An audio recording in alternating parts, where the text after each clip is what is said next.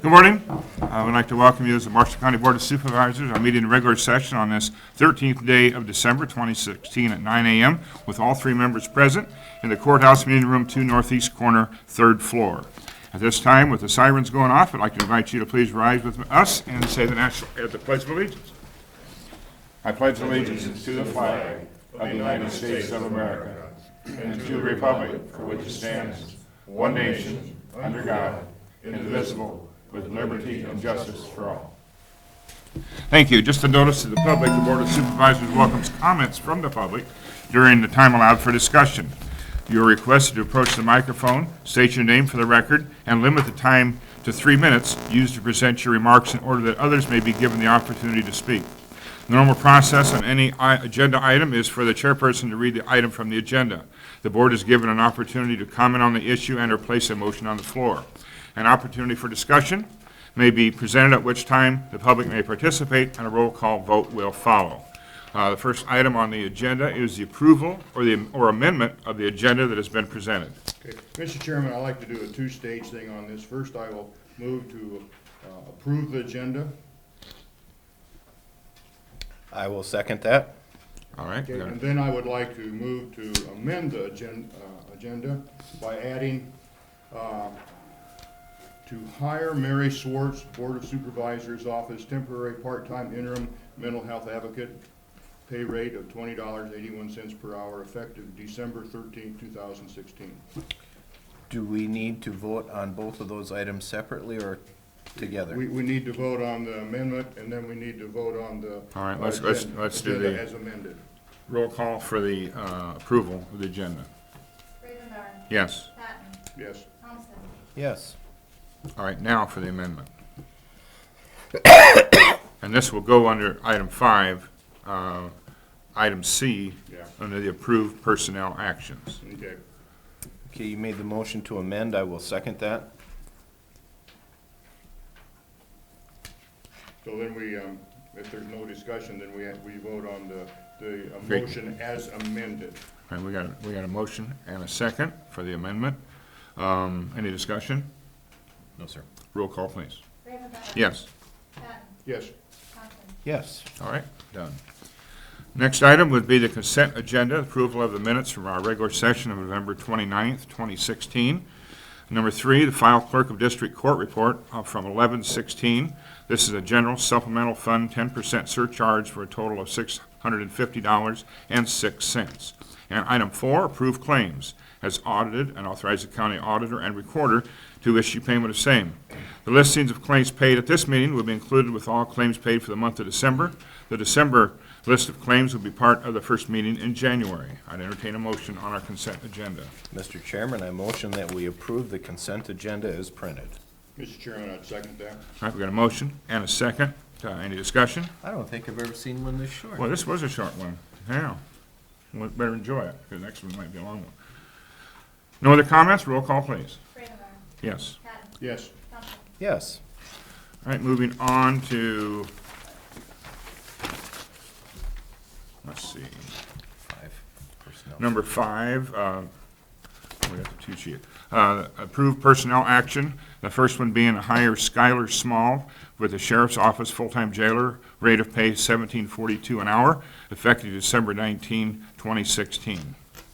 Mr. Chairman, I motion that we approve the personnel action hiring Skylar Small, Sheriff's Office, full-time jailer at the rate of $17.42 an hour, effective December 19th, 2016. And I'd also like to make a personal comment on both of these hires. These are replacement individuals for people that have left our employment. Mr. Chairman, I'd second that. All right, we got a motion and a second. Any further discussion? Roll call, please. Ravenbauer. Yes. Patton. Yes. Thompson. Yes. Moving on to item B, hire Nicole Federico. I probably said that wrong. Sheriff's Office, full-time jailer, rate of pay $17.42 per hour, effective December 19th, 2016. I'd entertain a motion on this hire. Mr. Chairman, I would approve that we hire Nicole Frigel, Sheriff's Office, full-time jailer, rate of pay $17.42 an hour, effective December 19, 2016. Mr. Chairman, I'll second that. All right, we got a motion and a second. Any further discussion? Roll call, please. Ravenbauer. Yes. Patton. Yes. Thompson. Yes. Now moving on to the amended portion, item C, hire Mary Swartz, Board of Supervisors Office, temporary part-time interim mental health advocate, rate of pay $20.81 per hour, effective December 13th, 2016. I would entertain a motion. Mr. Chairman, I would move that we hire Mary Swartz, Board of Supervisors Office, temporary part-time interim mental health advocate, rate of pay $20.81 per hour, effective December 13, 2016. Mr. Chairman, I'll second that. All right, we've got a motion and a second. Any discussion? Yes, there's a couple of things here. This was not posted. I did check with our attorney on this, and you do not need to post for a part-time interim. This is an emergency thing, and you put it in. Normally, if we were gonna hire someone, we post it for 10 days, but I just want people to realize that we didn't have to do that at this time. And to my understanding, this gal is a mental health advocate for 2 other counties also. Yes, time we get done with this, we'll be sharing with them, and so she'll be able to step right in, and there's no learning curve on this one. Okay. So this is an interim position. Yes. At what time, what point will we put out an application for this position? Yes. We just need to determine that, but let's get through the interim basis, then we'll This go from there. interim may last a few weeks. It could last a month. You know, it just seems to do. We'll see how this Yeah. all fits together. Okay. Bill, how do you spell Swartz? Is it S-W-A-R-T-Z? Z, yes. Mhm. S-W-A-R-T-Z. Okay, thank you. Is there anything else, Adam? You need- No, that'd Okay. be, I believe she's in Hardin County, is one of the other counties, and what was the other one? And Story. Story. Yeah. She's an experienced individual. So, okay. All right, we got a motion and a second, followed by discussion. Any further discussion? Roll call, please. Ravenbauer. Yes. Patton. yes. Thompson. Yes. All right, carried, thank you. All right, moving on to where Ken Vincent plays the part of the day, as we've got Lion Energy Project update, and you'll give us a brief update on the progress of the new Lion Energy plant. We see it smoking and steaming out there. It's, things must be rocking and rolling. I'll explain what's going on out there. I have just a few slides to show you,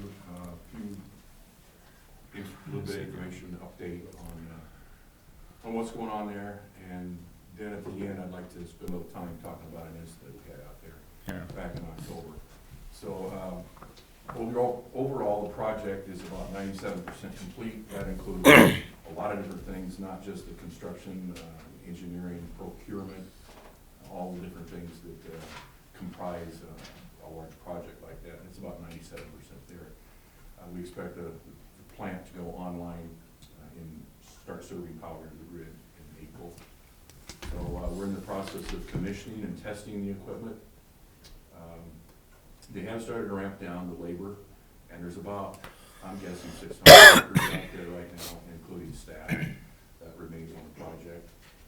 I'd like to spend a little bit of time talking about the safety. They have achieved 2.4 million labor hours that they've worked without a lost time incident, and that's pretty remarkable considering the size and scope of this project. There were 1,100 workers on the site at the height of the construction, and we just had some minor incidents, but nothing in a lost time since very early in the project. Locally, they've spent about $750,000 with local vendors. Now, I think I've told this before, that doesn't include, that's what the contractor spent. It's not exactly what total number would be. It's people living here, paying rent, or buying groceries, or getting gas, all that kind of stuff. So that's what they spent during the month, the contractors during the month of November. So the total local supplier spend on the project to date is $41.5 million. Which is a pretty significant number. They received, or they, recently they had some major milestone that they achieved. It was what's called the first fire on both of the combustion turbines. That's where they were able to feed gas into them and start up these combustion turbines and start producing, a slight amount of power. Actually, they're producing about 10 to 30 megawatts. They're doing what they call a steam blow. And what that means is that the, each combustion turbine, one of them is fired up, the exhaust goes into the heat recovery steam generator, which is like a boiler, has pipes in there filled with water, the heat turns them into steam, and that steam is being just exited out the plant. It's a process of cleaning out the interior of those pipes. During construction, you can get welding slag, rust, dirt, all different kinds of little things can be in there. And in order to be able to eventually put the steam into the steam turbine, you need to have pretty much 100% clean steam. So that's what they're doing. It's vented to the atmosphere. It's not going through the condenser or anything. And we hope that that process is completed around the 20th. Now, I can't, don't hold me to that, but that's the goal, is to get it completed around the 20th. If the plant, has some issue, they'll have to shut it down, but they need this process to be completed, so the steam going into the steam turbine eventually will be 100% clean. You could receive significant damage to the interior of the turbine if you don't have clean steam. Some of the work that's going on, the landscaping, I'll show you a picture of that. I think they're done for the winter, but I'll show you some pictures of that and then what it'll kind of look like when it's done. They've, I think, completed the internal street paving. They have a ring road that goes around the plant, and they've kind of pretty much completed that, at least for the winter. They're doing some more, they're completing up electrical work and control work on the interior, and piping insulation. The insulation is an important part of the plant to make sure that the pipes all are insulated. And then the testing and commissioning of the equipment and the processes is ongoing. And that cleaning of the steam lines, the steam blow, is part of that process.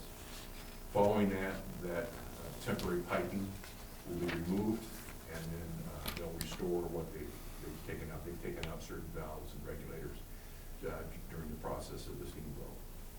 So I'll show you a few pictures. This happens to be a picture that was taken by Gary Brandenburg back in early November, I think. And I don't know if you can see the dot here, but all of this area will be, things will be removed. This area over here, these are the construction trailers, the storage area, staging areas, all that stuff will be removed. Probably they'll plant some grass, prairie grass in there. Again, you can see it a little better here, parking lot next to the railroad tracks. That will all be taken care of.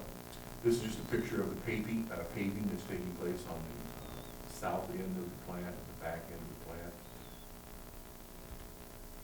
And then here's just one shot of the landscaping. Hired a local contractor to do the landscaping. And there's quite a bit of stuff that's all around the plant. It's completed. This is a shot of the interior of the control room. You see some of the monitors that are up that the crews will be using to monitor the operation of the plant. And then this is what the steam blow looks like. These pipes right here are coming down out of the plant and going into this pipe here, and this is where it comes out, and it's muffled.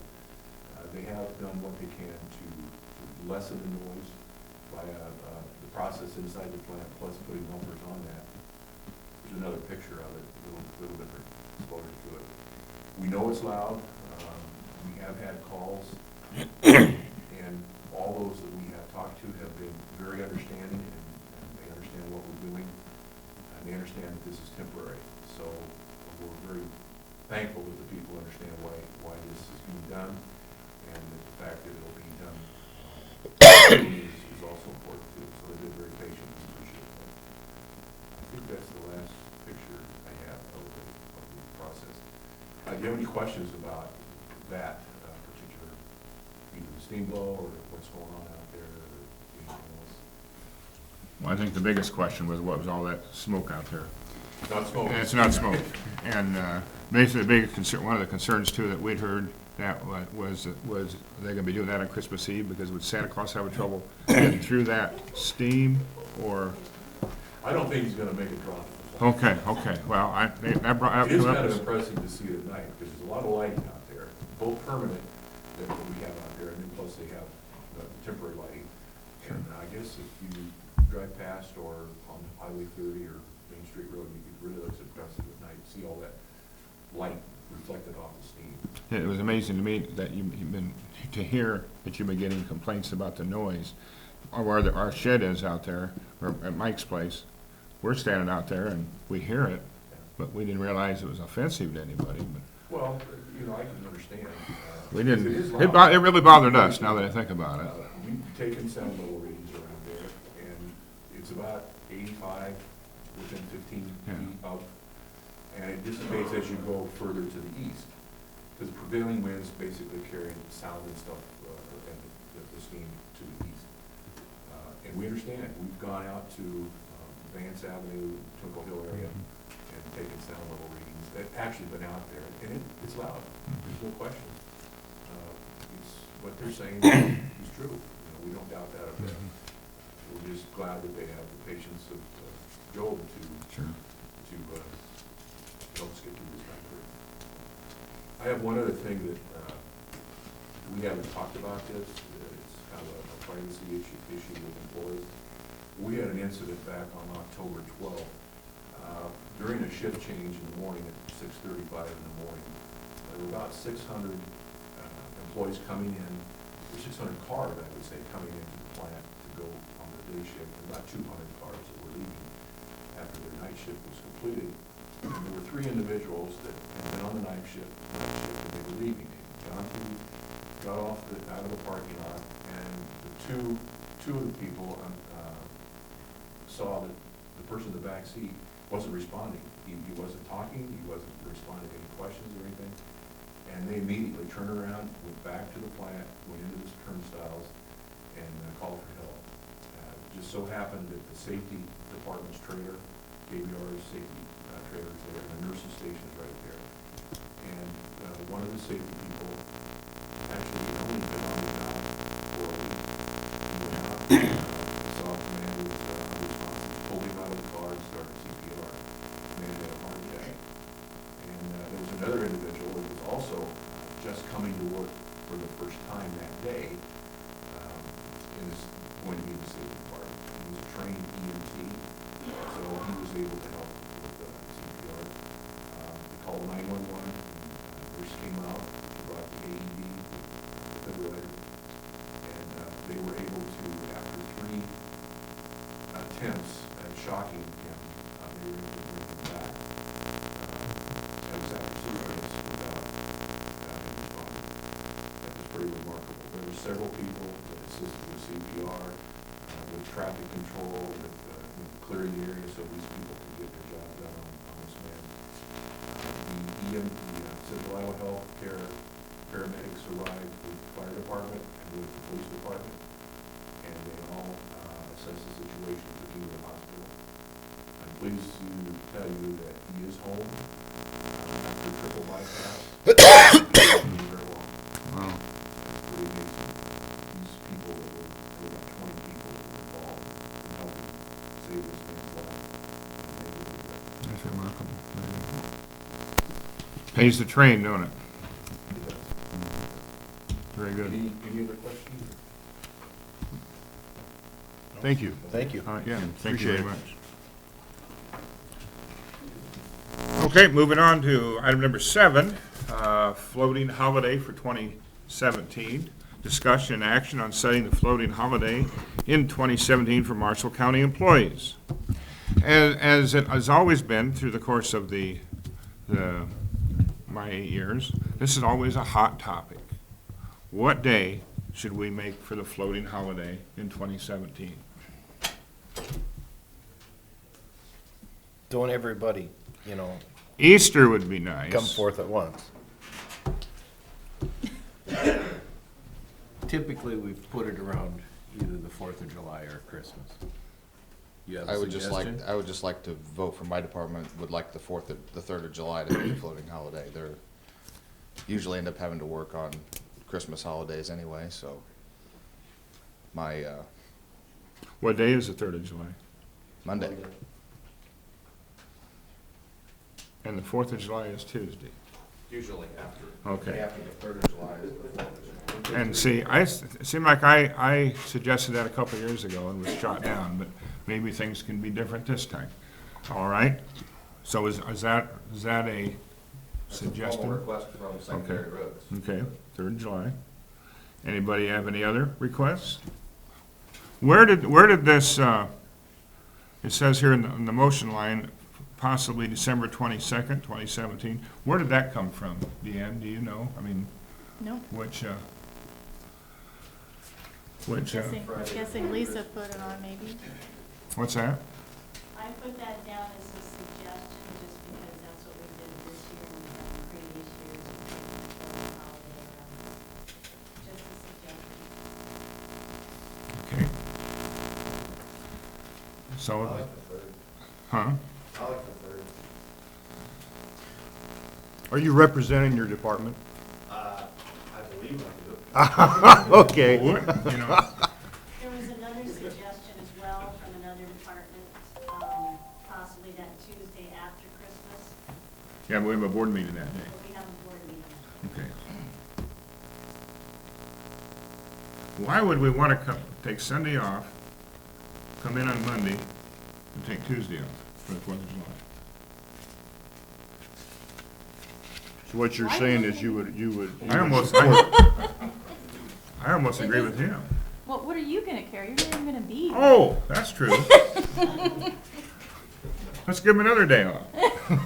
Well, now we're talking. This might be the first time in your life you're shorter than I am.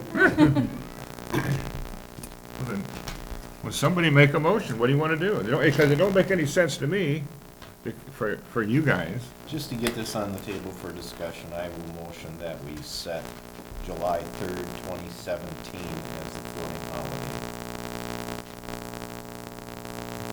Mr. Chairman, I would second. We got a motion and a second for July 3rd to be our floating holiday for 2017. Discussion. Garrett, any discussion? You're not here anyways. Can affect your area one way or another? How about auditor recorder? I mean, this one is really 6 of one, half a dozen of another, so I guess we're kind of looking for a consensus here from whatever departments are here. We've heard from buildings and grounds and secondary roads. Recording of IT, documents what's is the IT fine. department think?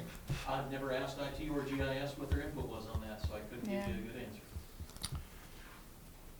We got a motion on the floor, followed by discussion. Do you know what clerk of court's doing or state, because you could have a day where the courthouse still has to be open? Do we have to name this today, Lisa? I mean, or- No, you don't.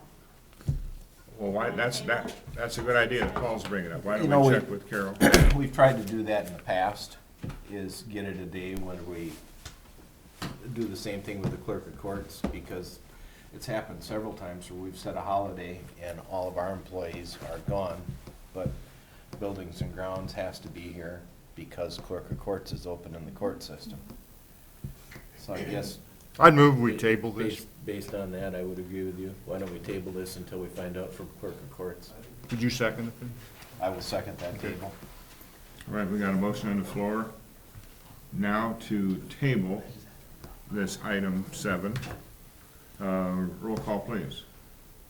Gravenbauer, Yes. Patton, Yes. Thompson. Yes. All right. Moving on to item number 8, Marshtown Public Library. Under the direction of Sarah Rosenblum, we're honored today. But Shelley Barron's going to talk. Use the microphone.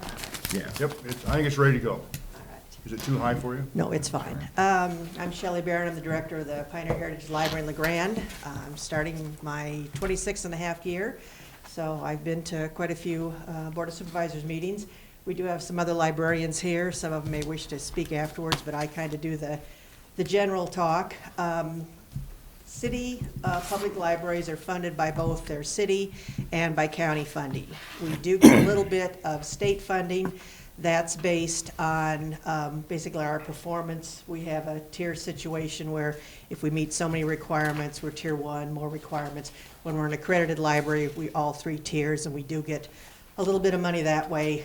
No federal money except through like large grants or anything, which are a little few and far between.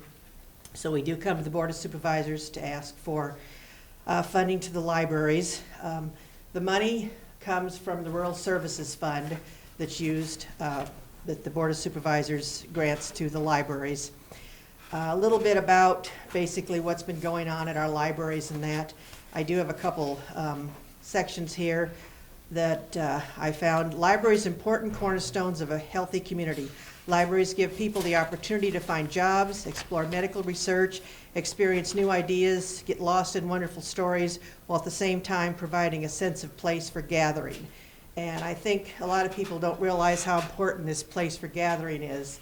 In some of our smaller communities, the library may be the only place in town.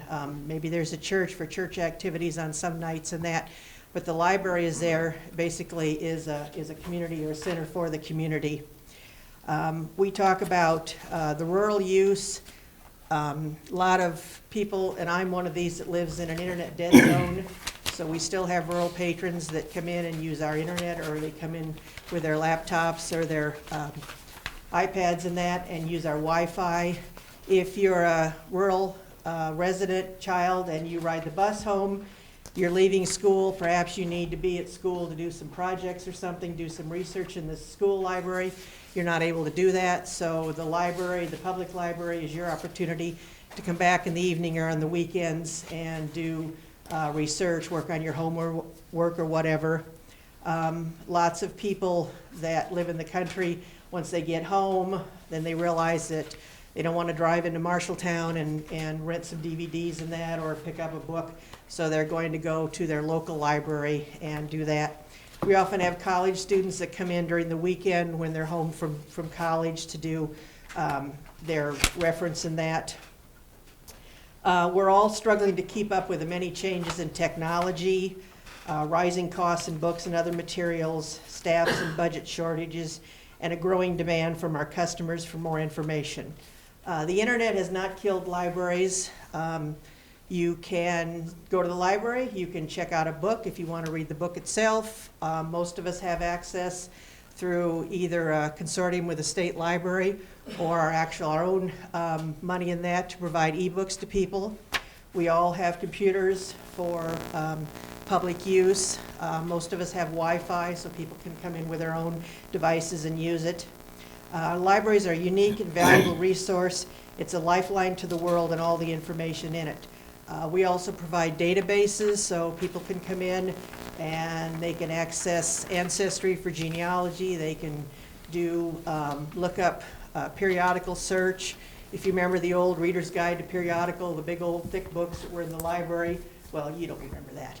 But now we have databases where you can search, you know, educational books, scientific books, or magazines and that. So we do provide databases for our libraries.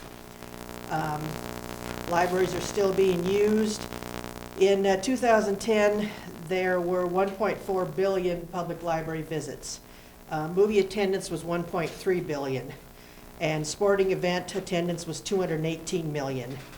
So we visit our library 6 times more than we go to the football games or anything like that. Career assistance has been very important in libraries. We offer Learning Express. I just drew a blank on it. And then Learning Express, people can come in, they can learn how to fill out a resume, they can take tests for different positions that they're looking for, they can figure out how to do their letters of recommendation, things like that. A lot of us we've become our workforce development places, the computers that can come in and access our workforce development. If you go even to, Walmart, you've got a kiosk there and you're trying to fill out all your application information and that. So we have a lot of people that come into they don't even know how to use a computer, they're not good typists or whatever. They come in and they get help from the librarians for filling out applications. As I said, we're funded by both our city and our county, and we all keep statistics. Statistics are our life. They are the Grammy for all of us. We all keep those statistics.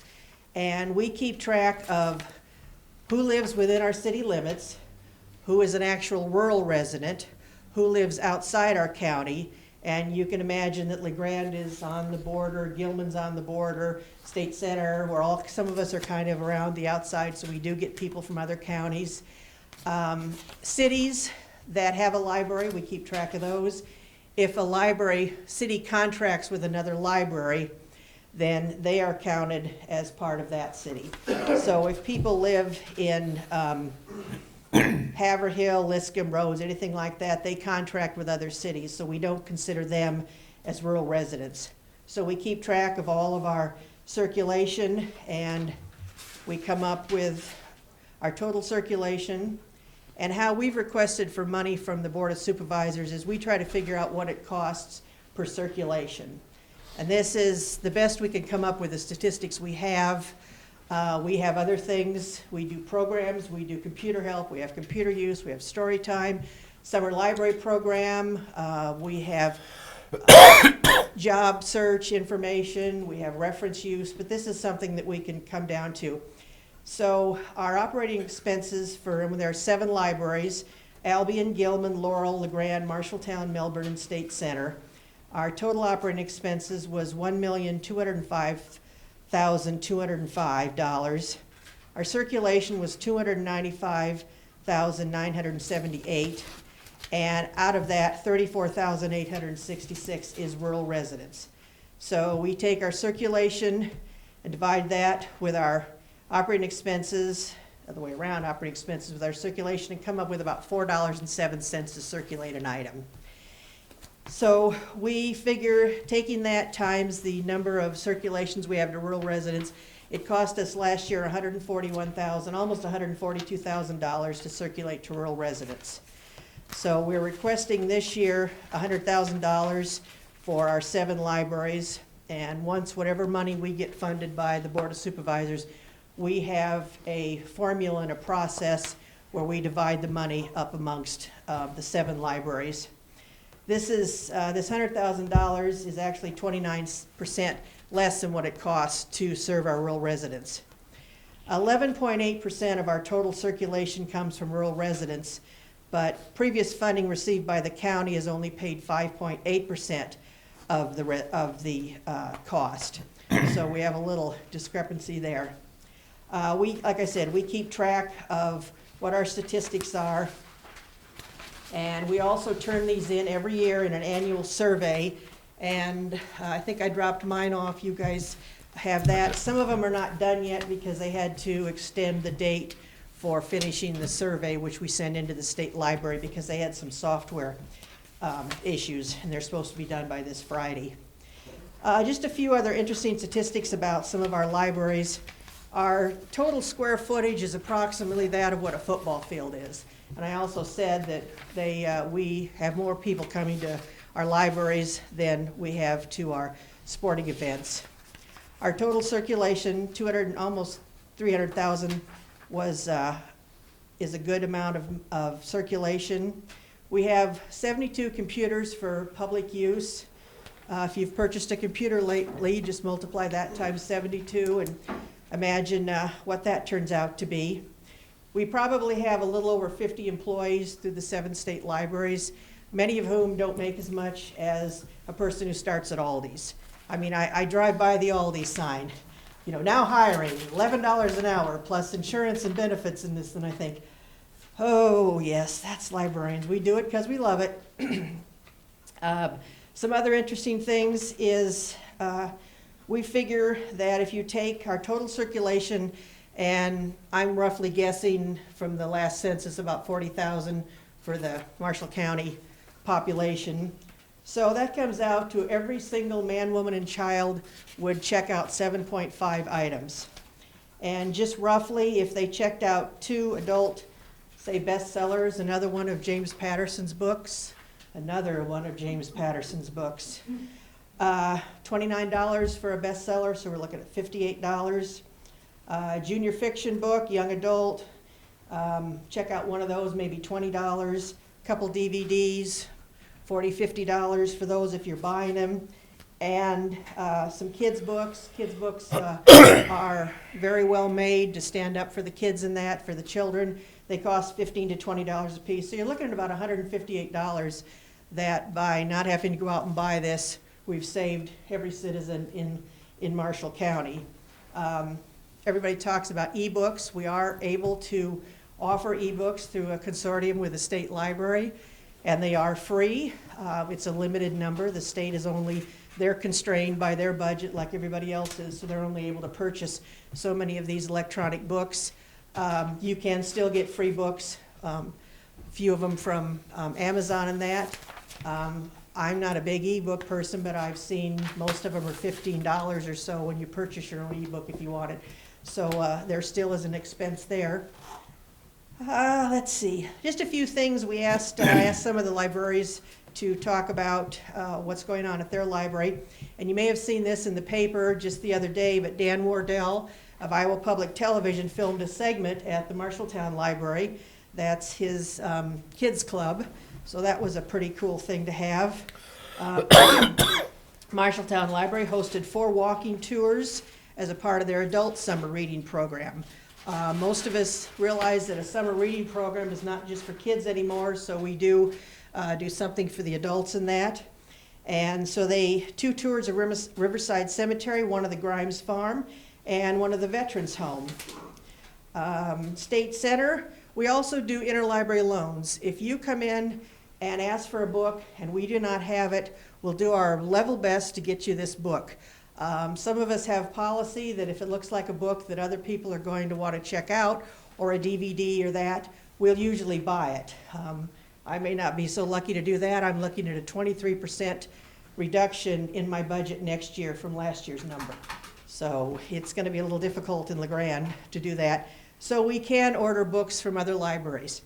And State Center ordered an obscure medical book for recovering stroke victims. The patron's doctor recommended it, and it came from a small private college in Arkansas. Last year, I interlibrary loaned for Rick Dines of the TR, Yusuf, the ostrich that saved North Africa during World War II. It was a book he remembered reading when he was a child, and it also came from a small college in, I believe it was in North Carolina. The program that State Center's had the best luck with is Cook the Book. How many of you boys cook? I got a microwave. Oh, good for you. All right. What they do at State Center is they have a real prominent, popular cookbook. The people that are involved go through, pick out recipes, they go home, and the next time they make them, bring them back, and they share the food. And evidently one lady came because her husband thought she needed to learn how to cook. And she's mastered bread baking and learning how to make her own ricotta cheese. Laurel, she's not able to be here this time.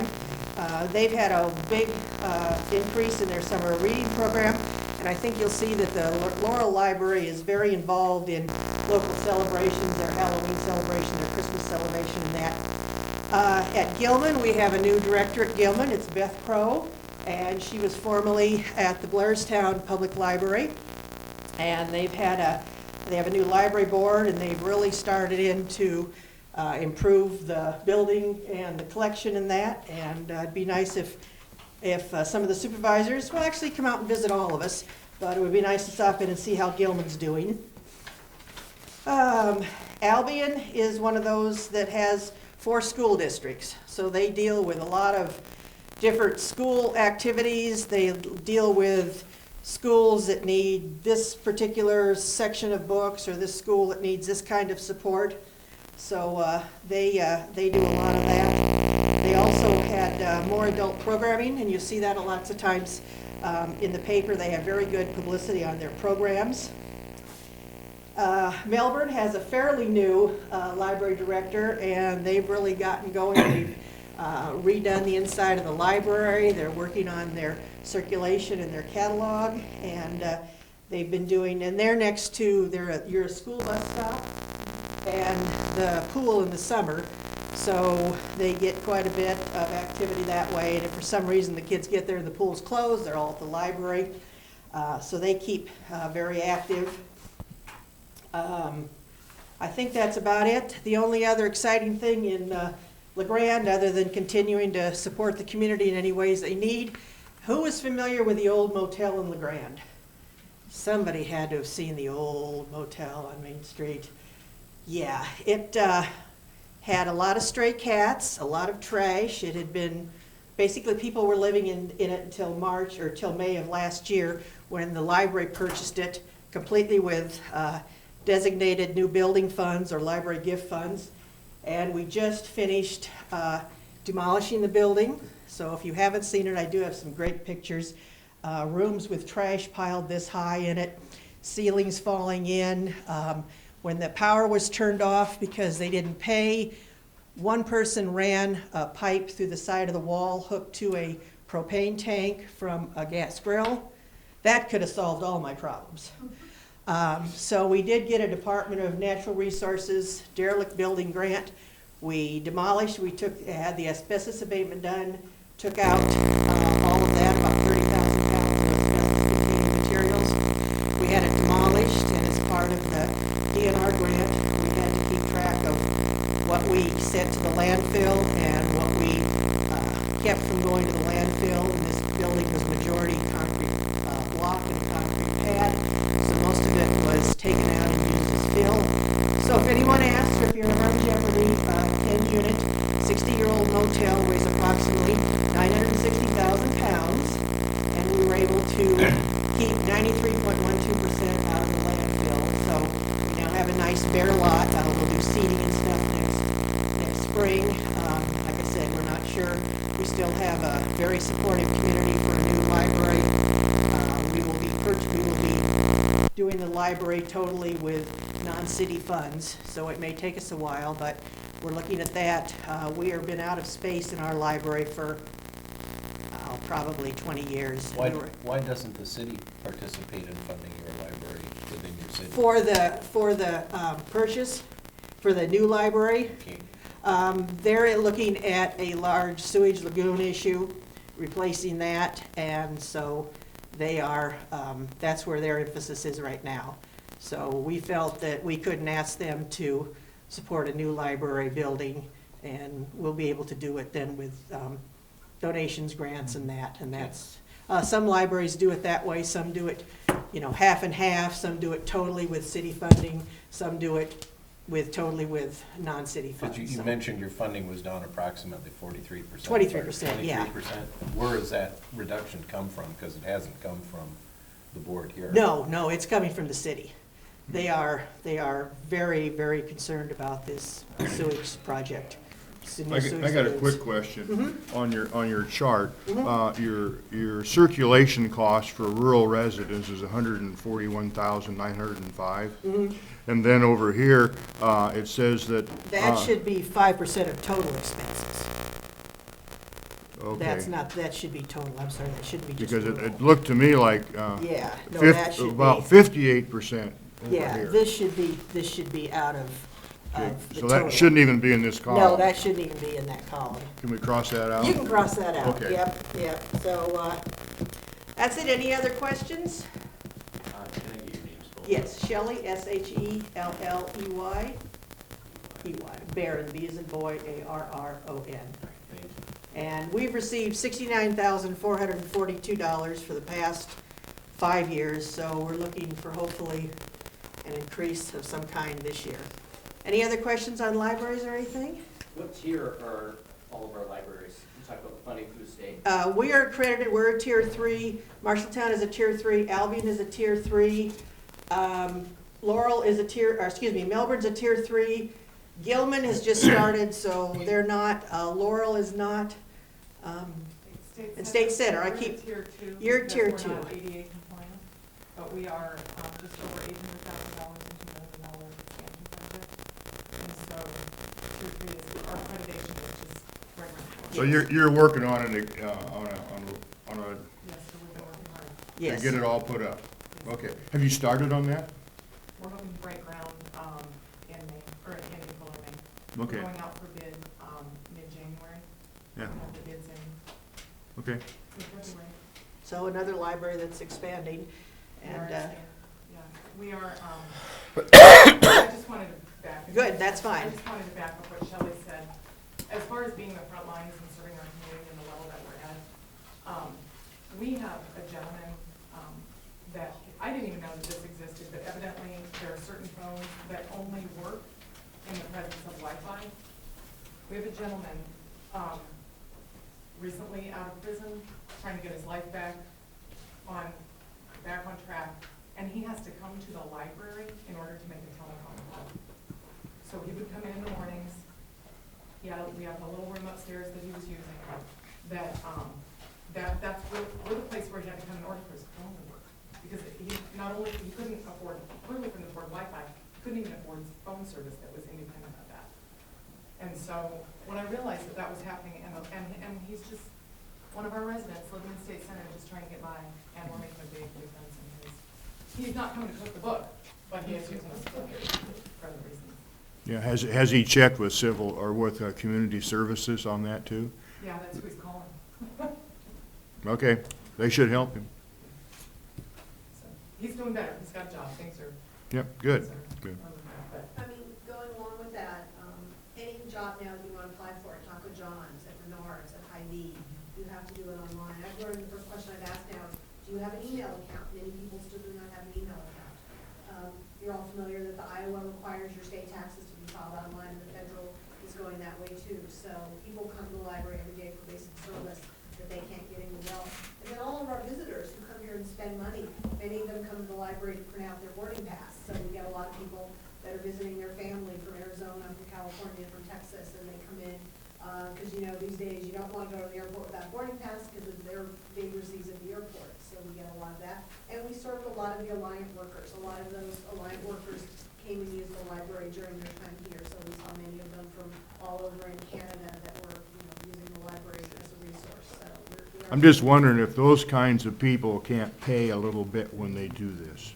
well, they're paying for printing. They are also paying in our community. I know that the amount of money that they paid in restaurants and grocery stores and that type of thing, that yes, we do charge them for printing, so, for printing material. But we are So to charging- print it, the boarding pass, they are being charged for that. Yes, they have to Okay. pay for printing. And people can now send their printing remotely. So again, many people had a printer at home and it's not the printer, it's the toner, or the printer's not working anymore. I helped a lady yesterday, an older lady who, had some documents sent to her and she needed to print them out. So we're doing more and more. I would even charge more for printing. Because boarding passes, they're not, I mean, that's money, Could be $200, $300, $400, $500, $600, $700, $800. I think they could pay you some more money. Well, I think we that- are that- limited by the amount of money that we're allowed to charge. I think that's statute about, we're not really supposed to make a profit on what we do, but I'll check into that. Yeah, Because I certainly don't want to come afoul of anything else. yeah. Well, No, You're probably bound by the same things that we are here. If somebody comes in and needs something for printing, and you are bound not to make a profit, Yes.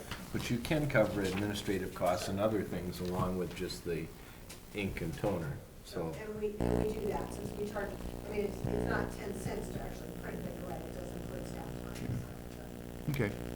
Yep, thank you.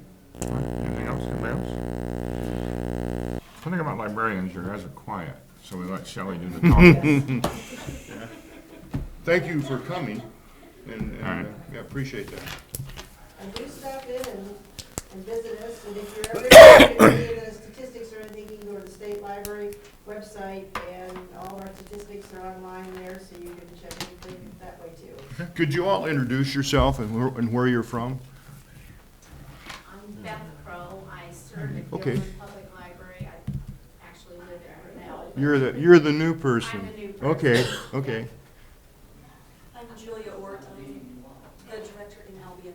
okay, I'm Sarah Macdo, I'm the director at Melbourne. okay. And you're from, you're state State sen- Center. Yeah, okay, yeah, thank you. All right, thank you, ladies, appreciate it. Moving on now to the item number 9, public forum. This is time set aside for the public to make comments on topics of county business other than those listed on this agenda. No action will be taken on any of these topics brought up in the public forum. Any public? No public? If nobody's rushing to the microphone, I'll just a note, the courthouse will be closed on Friday, December 23rd, 2016, as our floating holiday for 2016, due to the Christmas holiday observation. All offices in the Marshall County Courthouse will be closed. Our next meeting we'll meet in regular session December 27th, 2016 at 9 a.m. All business to be acted upon at that session should be submitted to the county auditor and recorder's office or the Board of Supervisors office by Wednesday, December 21, 2016 at 1 p.m. Due to the Christmas holiday observation, there will be no further business to come before the board. The meeting is adjourned at 9:50. Thank you guys very much. Well, enjoy your whole entire year.